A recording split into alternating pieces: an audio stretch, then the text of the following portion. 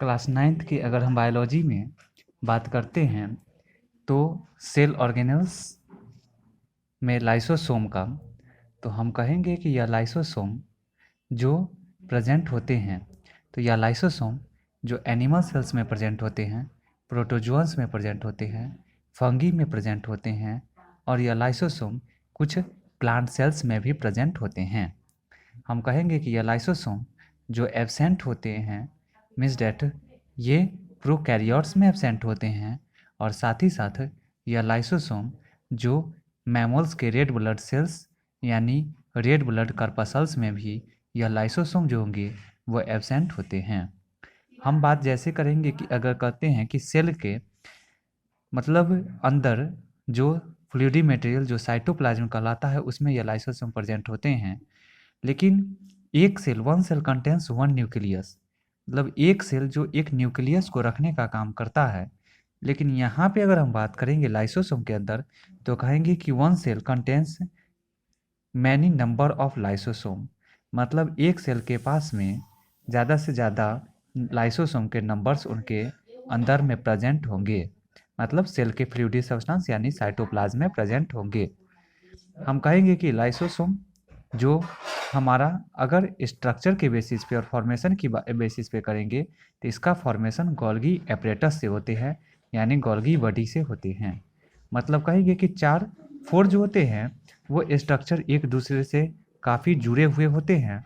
और सभी एक दूसरे के स्ट्रक्चर के फॉर्मेशन और मेंटेनेंस में इन्वॉल्व होते हैं। जैसे कि यह Golgi body, endoplasmic reticulum, ribosome और लाइसोसोम, ये सभी जो एक दूसरे के स्ट्रक्चर का, ये चारों सेल ऑर्गेनेल्स एक दूसरे के स्ट्रक्चर के मेंटेनेंस में इन्वॉल्व होते हैं। तो यहाँ पे कहेंगे कि यह लाइसोसोम जो हमारा किसके द्वारा इनका फॉर्मेशन होगा, लाइसोसोम क्या, तो गोल्गी बॉडी के द्वारा लाइसोसोम के फॉर्मेशंस होते हैं। लाइसोसोम जो टीनी काफ़ी ज़्यादा माइन्यूट स्फेरिकल गोलाकार फॉर्म में होते हैं और मेम्ब्रेन बाउंड, और यह मेम्ब्रेन से घिरे हुए होते हैं, मतलब कहेंगे, और वेसिकल्स और सेक्स, और यहाँ पे वेसिकल्स मतलब इस तरह से मेम्ब्रेनस है यहाँ पे अगर इस तरह से स्ट्रक्चर, और साथ ही साथ यह वेसिकल्स हैं यहाँ पे जो स्फेरिकल फॉर्म में रहेंगे, टीनी फॉर्म में रहेंगे, और यह सैक लाइक स्ट्रक्चर, इस तरह से यह सैक लाइक स्ट्रक्चर्स के रूप में होते हैं। जबकि हम सैक लाइक स्ट्रक्चर्स को हम कह सकते हैं कि यह इस तरह से यह सैक लाइक स्ट्रक्चर ऐसे भी होते हैं एज ए ट्रांसवर्स सेक्शन के रूप में जब लेते हैं तब, और यह सैक लाइक स्ट्रक्चर जो कटे हुए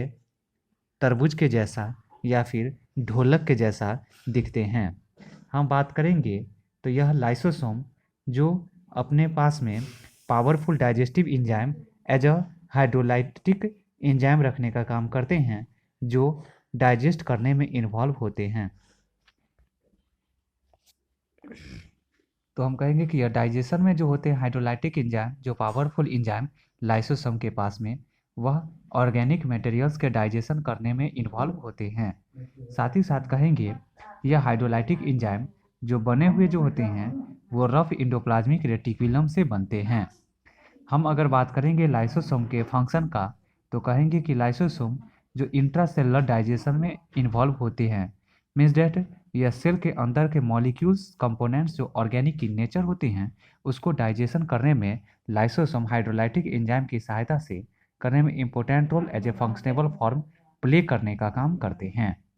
हम कहेंगे कि यह लाइसोसोम जो वेस्ट डिस्पोजल सिस्टम यानी यह वेस्ट मटेरियल को रिमूव आउट रिलीज आउट करने का भी काम करते हैं। अगर कोई भी सेल जो बस्ट कर जाते हैं या डैमेज हो जाती हैं तो उस तरह के डैमेज और बस्ट सेल या फिर वॉर्न आउट सेल्स को रिमूव आउट रिलीज कराने का जो काम करते हैं एज ए क्लीनिंग पर्पस के फॉर्म में, वो हमारे लाइसोसोम करते हैं। लाइसोसोम जो सेल के ब्रेकडाउन में भी इन्वॉल्व होते हैं, मीन्स डेट सेल जो डिवीजन करते हैं, means the division of labour में जो यह इंपॉर्टेंट रोल प्ले करने का जो काम करता है जो फंक्शनेबल फॉर्म में, वो लाइसोसोम करते हैं। लाइसोसोम जो defence against infection, means that immunity defence mechanism को भी परफॉर्म करने का काम करते हैं। किसके अगेंस्ट, तो इन्फेक्शन के अगेंस्ट, और वो इन्फेक्शन जो एंटीजन यानी बैक्टीरिया और वायरस के द्वारा जो प्रोड्यूस आउट होते हैं, उस तरह के हम कह सकते हैं कि इन्फेक्शन को जो क्या करते हैं तो स्टॉप करने का, रोकने का जो काम करते भी हैं वो हमारा लाइसोसोम करते हैं। साथ ही साथ हम कहेंगे कि यह बैक्टीरिया और वायरसेस को डाइजेस्टिंग भी करने का काम करते हैं। हम कहेंगे कि यह रिसाइकलिंग सेंटर्स के भी नाम से जाने जाते हैं, क्योंकि यह क्या काम करते हैं, तो यह मेटाबोलाइट्स जो होते हैं, मेटाबॉलिक प्रोडक्ट, उसको दोबारा से रिसाइकलिंग मतलब conversion to another new ones products, मतलब दोबारा से जो ओल्ड प्रोडक्ट्स होते हैं उसको कन्वर्ट करके न्यू प्रोडक्ट्स के फॉर्मेशंस करने का काम करते हैं। और यह न्यू प्रोडक्ट्स जो कम्प्लीटली न्यू ऑर्गेनेल्स के फॉर्मेशन के लिए रिस्पॉन्सिबल होते हैं। अगर हम बात करेंगे स्टार्वेशन के दौरान, या लाइसोसोम जो इन्वॉल्व होते हैं, तो यह स्टोर जो मटेरियल जो हमारा ऑर्गेनिक मटेरियल्स होते हैं उसके ब्रेकडाउन में इन्वॉल्व होते हैं, जैसे प्रोटीन हो, फैट हो, या फिर कॉम्प्लेक्स कार्बोहाइड्रेट हो, जो हमारे बॉडी को एनर्जी प्रोवाइड करने का काम करते हैं। तो हम कहेंगे कि यह कॉम्प्लेक्स टाइप के मटेरियल्स को उसके सिंपलेस्ट वंस में ब्रेकडाउन करने का काम करते हैं। ये कार्बोहाइड्रेट जो ग्लूकोज में होते हैं, यह मेरा जो प्रोटीन है वह मेरा ये एमिनो एसिड में टूटते हैं, और फैट